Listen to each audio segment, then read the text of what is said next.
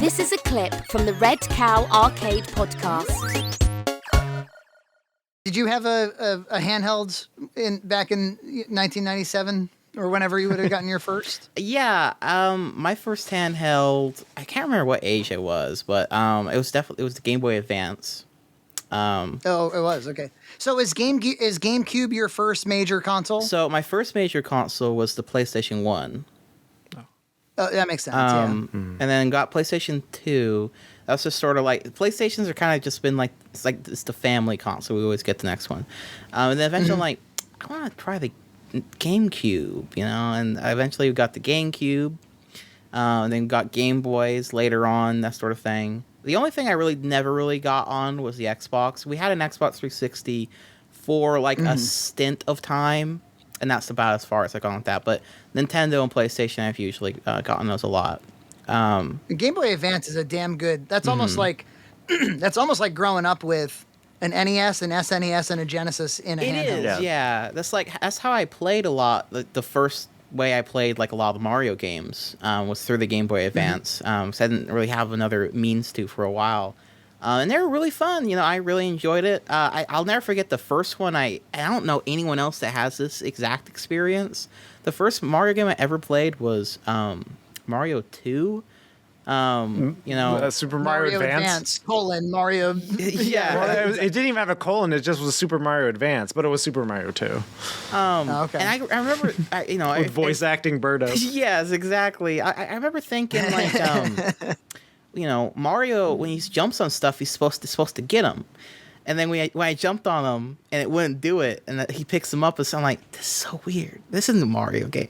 It took me a while to get used. This feels wrong. This isn't the Mario game that I've been like seeing in videos and stuff. But I ended up enjoying it. And I played the other ones eventually as well too. I had that exact thought when I was young. We had an NES, and Mario 2 just came out, and I got it for Christmas. And I remember doing the same thing where I jumped on the Shy Guy and I was like, this is horse shit. Something's wrong. Turn it off. And it's just because it's Doki Doki Panic, of course. That's the fun fact of the internet, of the early internet. I had Mario 1 and Mario 3 at my house in 87 to 89 or something. And but I had a friend who had Mario 2, and I actually had like same reaction, but in the positive, where I was like, oh, but you've got to see Mario 2 because they rethought this thing from the ground up. Like, they, and what else it was I was a big fan of the Super Mario Brothers Super Show. If you were a kid of the 80s, you grew up with like almost an equal part to the game. You grew up with the cartoon show. In some ways, like I knew it more as a cartoon show than I knew it as a video game.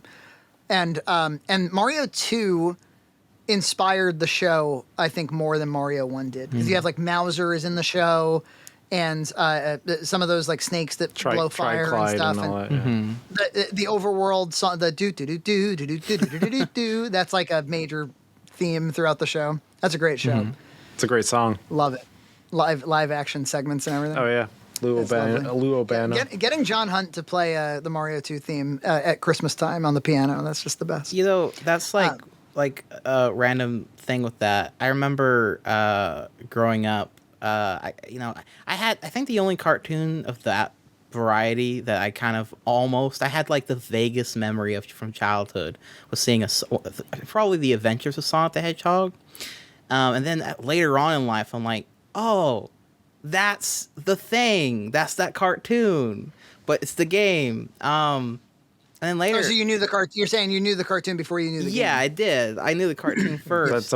There was that was so crazy because there was two Sonic cartoons at the same time. There was like a serious one and Saturday mornings produced by like ABC or whatever, and then there was the zany one that was like after school, and it was in the Hall of the Mountain King as like one of the main themes. And it's like everybody's like it's like a silly like Bugs Bunny more esque show, and yet both were voiced by Jaleel. Yeah, that was the other thing. And they both to make it even stranger. Chili dogs and stuff. It's really weird, that like that's always one of those things that's kind of interesting. It's like both those things existing at the same time. I actually have the DVD for Sat AM, the serious one, which I guess is now rare now.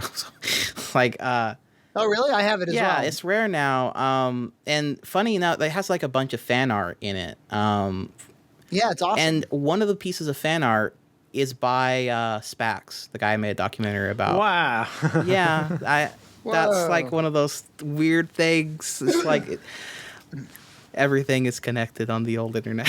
It's just the Yeah. way it is.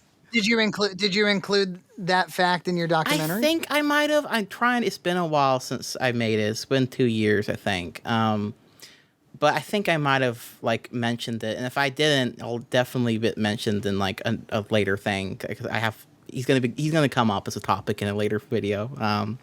So. Gotcha. Subscribe to Red Cow Entertainment on Patreon for full episodes every other week.